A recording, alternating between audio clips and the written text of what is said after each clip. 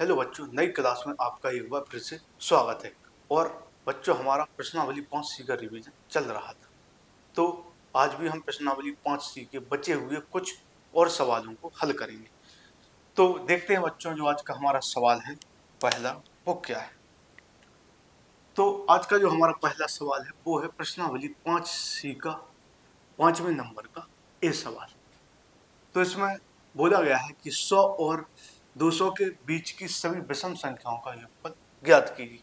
तो हमें 100 और 200 के बीच की जितनी भी विषम संख्याएं आएंगी तो उनका हमें योगफल ज्ञात करना है। तो 100 और 200 के बीच की सभी विषम संख्याओं का योगफल ज्ञात करना है। तो 100 और 200 के बीच में जितनी भी विषम संख्याएं आएंगी हमें उनका योगफल ज्ञात करना है।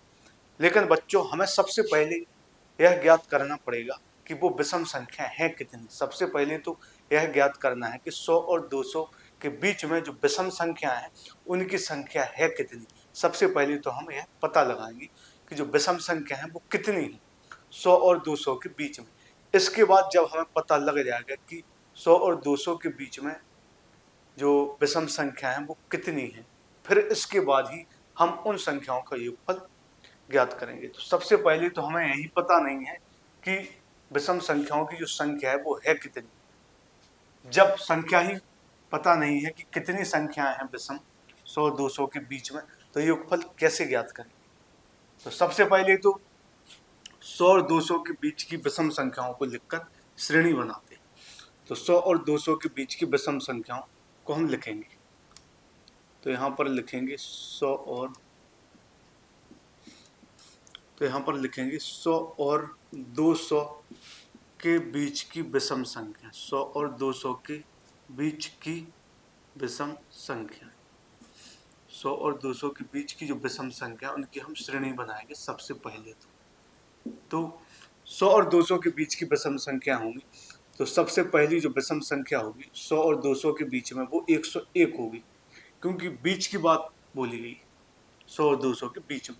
तो जो पहली विषम संख्या होगी 100 और 200 के बीच में वो 101। फिर दो दो जोड़ते चले जाएं, फिर आखिर में फिर इसके अगली 103 होगी, फिर इसके बाद 105, फिर जो सबसे आखिर में जो विषम संख्या होगी वो 199 होगी। तो 100 और 200 के बीच की जो विषम संख्या है वो इस तरह से आएंगी। सबसे पहली विषम संख्या 101, फिर 103, फिर 105, इसी प्रकार आगे बढ़ती चली जाएंगी। तो आखिर में जो संख्या आएगी 100 और 200 के बीच में आखिरी जो विषम संख्या होगी वो 199। तो यह तो वो श्रेणी बन गई जो 100 और 200 के बीच की विषम संख्या है। अब इसमें सबसे पहले हम ए का मान निकालेंगे। तो ए का जो मान आएगा वो 101 आएगा। फिर डी का मान निकालेंगे। तो हमारा जो ए का मान है वो 101 है, और डी का जो मान है वो इनमें दो दो का अंतर चल रहा है। तो डी बराबर 2 आएगा, क्योंकि विषम संख्या है तो दो दो का अंतर चलेगा, इसलिए जो डी बराबर होगा 2 आएगा। और जो सबसे आखिरी संख्या होगी श्रेणी की उसको हम एल बराबर, तो एल बराबर 199 हो जाएगा। तो किसी भी समांतर श्रेणी की जो सबसे आखिरी संख्या होती है या जो सबसे आखिरी वाला पद होता है उसी को हम एल के बराबर मानते हैं। तो एल बराबर 199 आए, और इसी को हम मानेंगे कि यह हमारा एनवां पद है। जो एल बराबर होता है उसी को हम मानते हैं कि यह हमारा एनवां पद है। तो यहां पर लिखेंगे जो एनवां पद है, जो एनवां पद है वो है हमारा 199, क्योंकि किसी भी समांतर श्रेणी की जो सबसे आखिर में पद होता है उसी को हम एनवां पद बोलते हैं। तो एनवां पद होगा 199। अब यहाँ पर एनवें पद का हम फॉर्मूले का प्रयोग करें, तो वो होगा ए प्लस एन माइनस 1 गुणा डी बराबर 199। तो जो एनवें पद का फॉर्मूला होगा वो होगा ए प्लस एन माइनस 1 गुणा डी, और बराबर में 199 दिया गया। अब हम यहाँ पर ए और डी का मान रख देंगे। ए और डी का मान रखेंगे, फिर एन का मान यहाँ से हम ज्ञात करेंगे। तो ए का जो मान है वो 101 आया, प्लस एन माइनस 1 गुणा डी, तो जो डी का मान है वो 2 आया, और बराबर में 199 आया। अब इस 101 को हम पक्षांतर करके दूसरी तरफ ले जाएंगे। तो n माइनस 1 गुणा 2 बराबर जो आएगा वो 199 आएगा, और 101 को पक्षांतर करके हम दूसरी तरफ ले जाएंगे तो यह माइनस का 199 हो जाएगा, तो यह माइनस का 101 हो जाएगा। 199 में से घटाए तो यह 101 जो था प्लस का वो माइनस का हो जाएगा, तो यहाँ से n माइनस 1 गुणा 2 बराबर आएगा। तो 199 में से जब हम 101 घटाएंगे तो यह 98 निकल के आएगा। 199 में से जब हम 101 को घटाएंगे तो यह 98 आएगा। अब 2 का भाग 98 में देंगे तो n माइनस 1 बराबर आएगा। 2 का भाग जब हम 98 में देंगे, क्योंकि यह 2 यहाँ पर गुणा में है, तो 2 का भाग जब हम 98 में देंगे तो यह 49 बार कटेगा। यहाँ से 2 का भाग 98 में देंगे तो यह 49 बार कटेगा। अब n बराबर निकालेंगे तो 49, और इस एक को दूसरी तरफ ले जाएंगे तो यह प्लस में हो जाएगा। तो यहाँ से जो n का मान निकल कर आया वो 50 आएगा, n बराबर 50। तो अब हमें यहाँ पर यह पता चल गया कि 100 और 200 के बीच में जितनी भी विषम संख्या है उनकी जो संख्या है वो 50 है।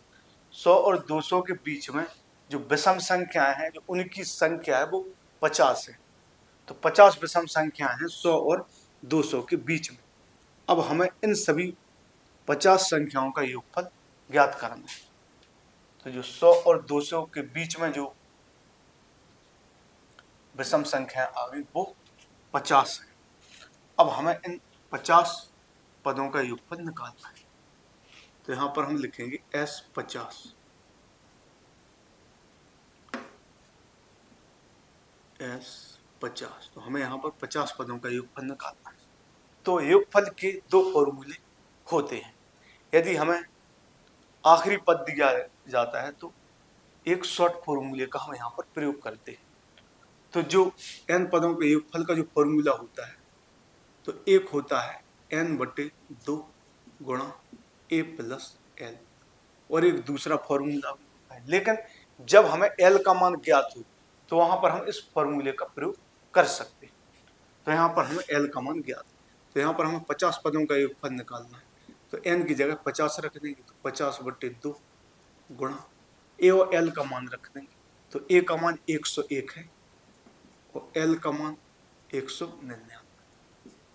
a का जो मान है वो 101 आया यहाँ पर और l का मान 199, तो बराबर में है।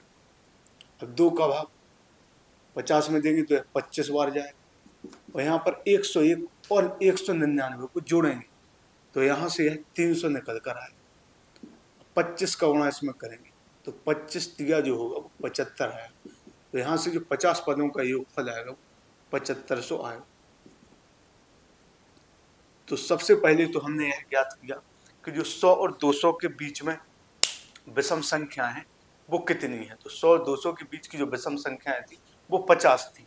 तो उन सभी 50 संख्याओं का फिर हमने यहाँ पर योगफल निकाला जो कि 7500 निकल कर आया।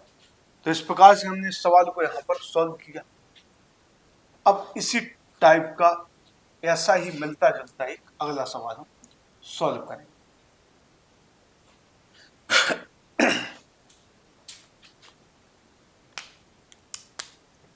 तो देखते हैं वो अगला हमारा सवाल क्या है।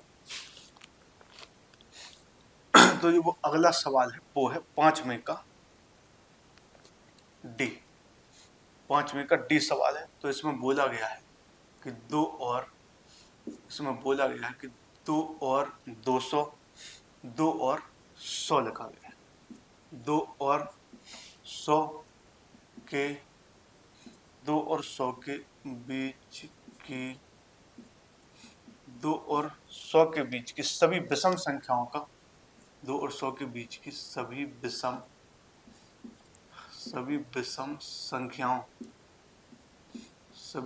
संख्याओं का योगफल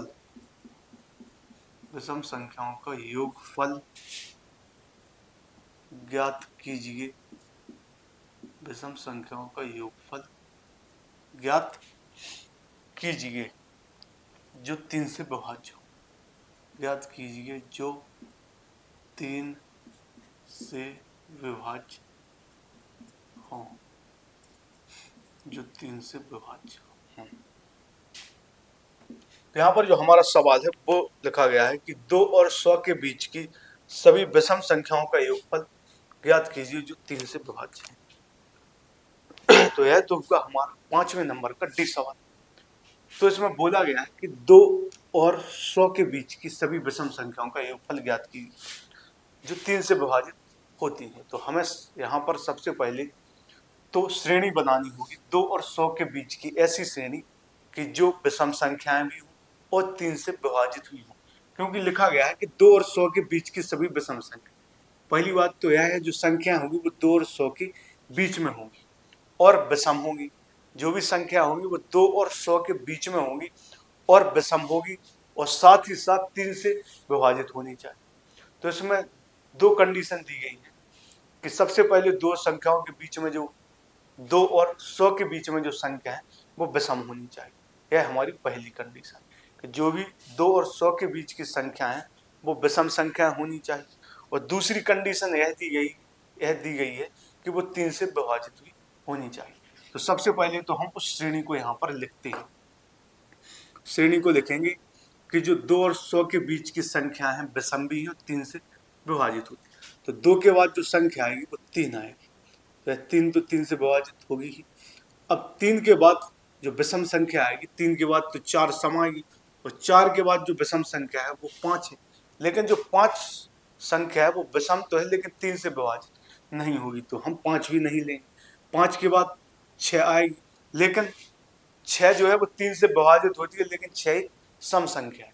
लेकिन हमें यहाँ पर सिर्फ वही संख्या लेनी है जो विषम भी हो 3 से विभाजित हुई हो। लेकिन यहाँ पर जब 6 आएगा तो वो 3 से विभाजित तो है लेकिन सम है, लेकिन हमें यहाँ पर विषम लेना है। तो 3 के बाद 4 नहीं लेंगे, ना 5 ना 6। 6 के बाद 7 8 फिर 9 आएगा। 3 के बाद जो विषम संख्या आएगी जो 3 से विभाजित होगी वो 9 होगी। 9 के बाद 10 11 12। 12 को हम नहीं लेंगे क्योंकि वह सम संख्या है। फिर आएगी 15, फिर आएगी 21। तो इसमें 6 जोड़ने पर हमें वो संख्या मिलेगी और सबसे आखिर में जो संख्या आएगी वो 99।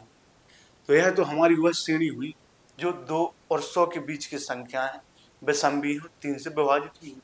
तो सबसे पहली संख्या 3 आई, फिर 6 जुड़कर 9 आई, फिर इसमें 6 जुड़कर संख्या आएगी जो विषम भी होगी 3 से विभाजित होगी। 3 में 6 जुड़ा तो 9, 9 में 6 जुड़ा तो 15, 15 में 6 जुड़ा तो 21। इसी तरह से आगे भी संख्या आएगी। तो इसमें जो a बराबर आएगा वो 3 आएगा और जो d बराबर होगा, जो इनका अंतर है वो 6 का अंतर चल रहा है, तो d बराबर इसमें 6 हो जाएगा क्योंकि 9 में से 3 घटाएंगे तो 6 आएगा।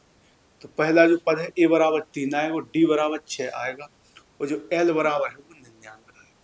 तो सबसे पहले तो हमने उस श्रेणी को बनाया जो 2 और 100 के बीच की विषम संख्या 3 से विभाजित होती है।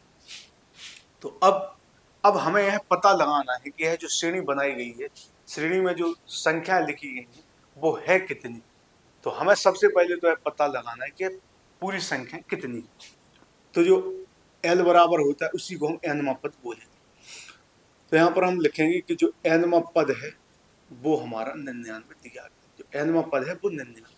और यहाँ पर nवें पद का फॉर्मूला लिखेंगे तो a प्लस n माइनस 1 गुणा d और बराबर 99। अब a का मान 3 दिया गया तो a की जगह 3 प्लस n माइनस 1 गुणा d का जो मान है वो 6 आए बराबर 99 है। अब n माइनस 1 गुणा 6 बराबर जो है वो 99। 3 को पक्षांतर करके इस तरफ ले जाएंगे तो माइनस का हो जाएगा। तो n माइनस 1 गुणा 6 बराबर जो है तो 99 में से हम 3 घटाएंगे तो यहाँ पर 96 आ जाएगा। 99 में से हम 3 घटाएंगे तो 96 आएगा। अब इस 6 का भाग हम 96 में देंगे तो 16 बार जाएगा क्योंकि 16 छक्के 96 होता है। तो n माइनस 1 बराबर 16 आएगा और n बराबर जो आएगा 16 प्लस 1 हो जाएगा तो n बराबर यहाँ से 17 आया। तो अब यहाँ से जो संख्याएं निकल कर आएंगी वो 17 आएंगी। तो 2 और 100 के बीच में ऐसी 17 संख्याएं होंगी जो विषम भी होगी और 3 से विभाजित भी होंगी। तो अब हमें इन सभी 17 संख्याओं का योगफल निकालना है। तो पिछले सवाल में हमने उस फॉर्मूले का प्रयोग किया था योगफल का, जिसमें हमें L बराबर ज्ञात था। जब L बराबर हमें ज्ञात हो तो हम योगफल का शॉर्ट वाले फॉर्मूले का प्रयोग करते हैं। तो ये योगफल का फॉर्मूला वो है n/2 गुणा a प्लस l। तो यह तो होगा हमारे योगफल का फॉर्मूला। जो दूसरा फॉर्मूला है, दो फॉर्मूले हमें ज्ञात है, यह शॉर्ट फॉर्मूला है जब हमें l का मान ज्ञात हो। तो यहाँ पर 17 आया n का मान, तो हमें 17 पदों का योगफल निकाल, तो n की जगह 17 रख देंगे। तो 17/2 गुणा a प्लस l।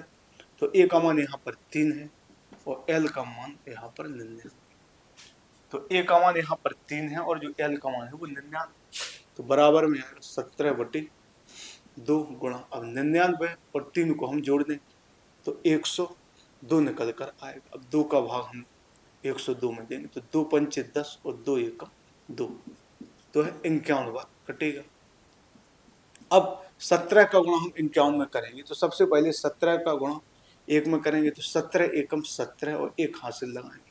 अब 17 का गुणा 5 में करेंगे तो 17 पंचे 85 होगा और 1 जोड़ेंगे तो 86 हो जाएगा, तो 867 आएगा। तो इसमें सवाल में सबसे पहले तो हमने वो संख्याएं निकाली कि कितनी थी कि जो 2 और 100 के बीच में थी, विषम थी और 3 से विभाजित होती थी। तो ऐसी जो संख्याएं थी वो 17 निकल कर, फिर 17 पदों का योगफल निकाला, 17 जो संख्याएं थी उनका योगफल निकाला तो 867 आया। इस प्रकार से यह सवाल हमने सॉल्व किया। अब और भी इसी टाइप का कोई सवाल हम सॉल्व करेंगे यहाँ, जिससे आपको क्लियर हो जाएगा कि इस टाइप के क्वेश्चनों को कितनी आसानी से सॉल्व हम कर सकते हैं। तो अब जो हमारा सवाल होगा वो होगा 6वां सवाल। 6वें नंबर का हमारा पहला सवाल होगा। तो इसमें बोला गया है कि 8 के प्रथम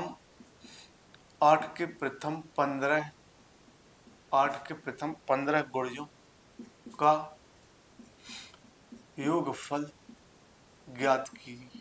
तो हमें 8 के प्रथम 15 गुणजों का योगफल ज्ञात करना।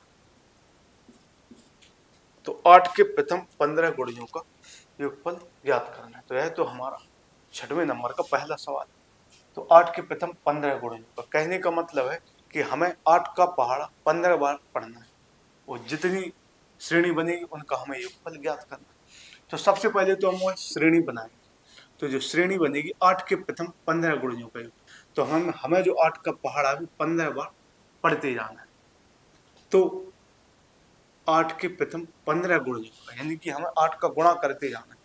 तो सबसे पहले 8 आएगा, 8 एकम 8, फिर 8 दूनी 16 आएगा, क्योंकि जो भी श्रेणी बनेगी वो 8 का गुणज होगी।